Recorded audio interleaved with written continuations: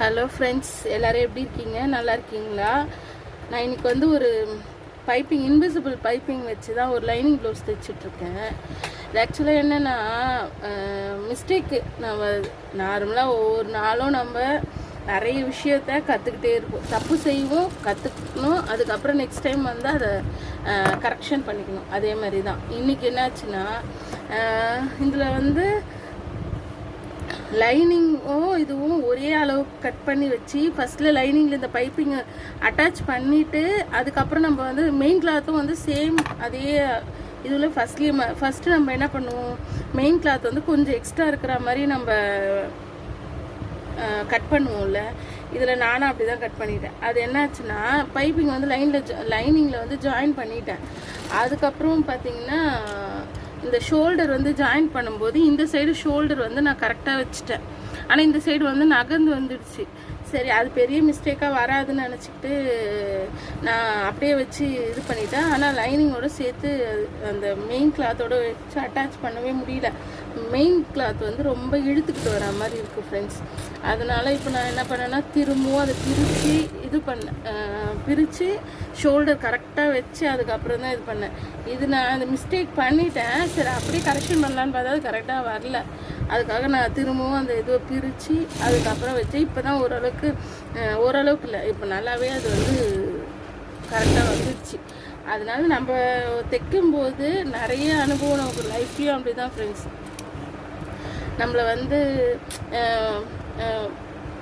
என்ன சொல்கிறது, எல்லாருமே நம்ம செய்கிற விஷயத்த நமக்கு வந்து அங்கீகாரம் கொடுப்பாங்கன்னு அதுவும் சொல்ல முடியாது.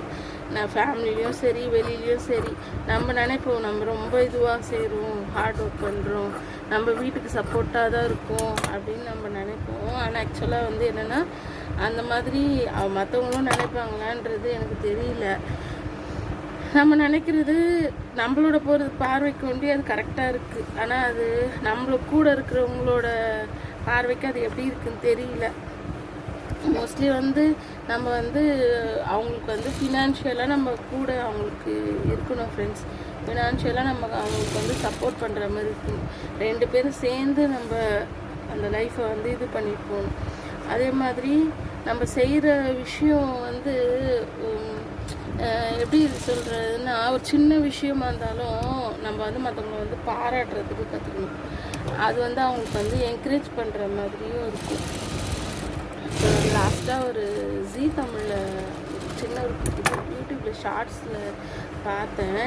அந்த பொண்ணு வந்து அவங்க அப்பாவுக்கு வந்து ஒரு பாட்டு டெடிகேட் பண்ணுற மாதிரி, அதுக்கப்புறம் வந்து அந்த அந்த பொண்ணு வந்து அவங்க அப்பாவுக்கு ஒரு லெட்டர் எழுதி கொடுக்குற மாதிரி.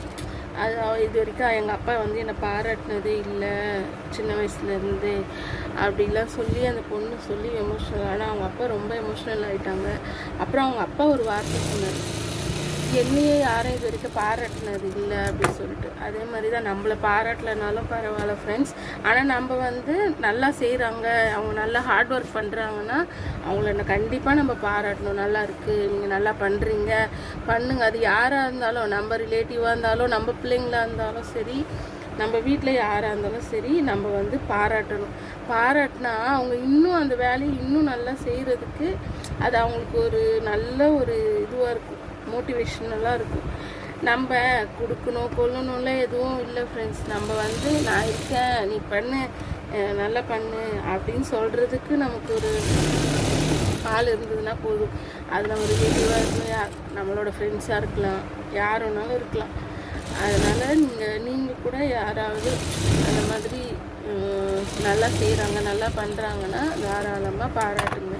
அவங்களுக்கு பாராட்டு கொடுக்கறது தான் ஃப்ரெண்ட்ஸ் அவங்க செய்கிற வேலைக்கு அவங்களுக்கு கிடைக்கிற அந்த ஒரு என்ன சொல்கிறது சந்தோஷம். அவங்க செய்கிறாங்க, அந்த வேலை செய்கிறாங்க, அதுக்கு அவங்களுக்கு வந்து அது நீங்கள் உங்கள் ஹஸ்பண்டாக கூட இருக்கலாம், ஒய்ஃபாக இருக்கலாம், அவங்க செய்கிறது அந்த வேலை வந்து அவங்களுக்கு வந்து நீங்கள் அந்த பாராட்டு கொடுக்கறதுன்றது பெரிய விஷயம். அது வந்து அடுத்த நிலைக்கு அவங்கள கண்டிப்பாக கொண்டு போகும். அதே மாதிரி ஒருத்தவங்க ஒரு இதில் கொஞ்சம் சோர்ந்து போகிறாங்க, இது பண்ணுறாங்கன்னா கூட தட்டி கொடுத்து நீ நல்லா பண்ணுவ, இப்போ அந்த மாதிரி இருக்குது, சூழ்நிலை இருக்குது, ஆனால் நீ வந்து கண்டிப்பாக இதில் அச்சீவ் பண்ணுவ அப்படின்னு நீங்கள் ஒரு வார்த்தை மட்டும் சொல்லி பாருங்களேன். அவங்களுக்கு அது எவ்வளோ பெரிய கான்ஃபிடென்ஸை கொடுக்கும் தெரியுமா? கண்டிப்பாக ஃப்ரெண்ட்ஸ், அந்த மாதிரி நம்ம முடிஞ்ச வரைக்கும் யாரையுமே ஹர்ட் பண்ணாமல் கண்டிப்பாக அவங்களுக்கு வந்து நல்ல ஒரு கான்ஃபிடென்ஸை கொடுக்கும். அது ரிலேட்டிவ் அப்படிலாம் எந்த ஒரு இதுவும் வேண்டாம் ஃப்ரெண்ட்ஸ். யார் நிறைய பேரை நம்ம மீட் பண்ணுவோம், நிறைய பேரை பார்ப்போம்.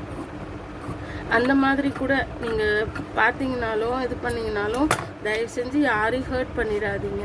நீங்கள் வந்து பேசும்போது உங்களோட வார்த்தை, நிஜமாலுமே சொல்கிறேன், வார்த்தைக்கு ரொம்ப பவர் இருக்குது. நம்ம வந்து பேசுகிறோம், இன்றைக்கி நம்ம சொல்கிற நம்ம சொல்கிறோம், ஆனால் ஆப்போசிட்டில் இருக்காங்கள்ல அவங்களுக்கு வந்து அது நிஜமாலுமே ரொம்ப வலி கொடுக்கும் ஃப்ரெண்ட்ஸ். அது அதுக்கப்புறம் நம்ம என்ன தான் இது பண்ணாலும் சரி தான், அது வந்து நமக்கு அவங்களுக்கு வந்து ஆறுதலே அது படுத்தவே முடியாது. நம்ம வார்த்தையை யூஸ் பண்ணும்போது கண்டிப்பாக பார்த்து யூஸ் பண்ணுவோம். கத்தியோட பவர்ஃபுல்லானது ஃப்ரெண்ட்ஸ் நம்மளோட வார்த்தை.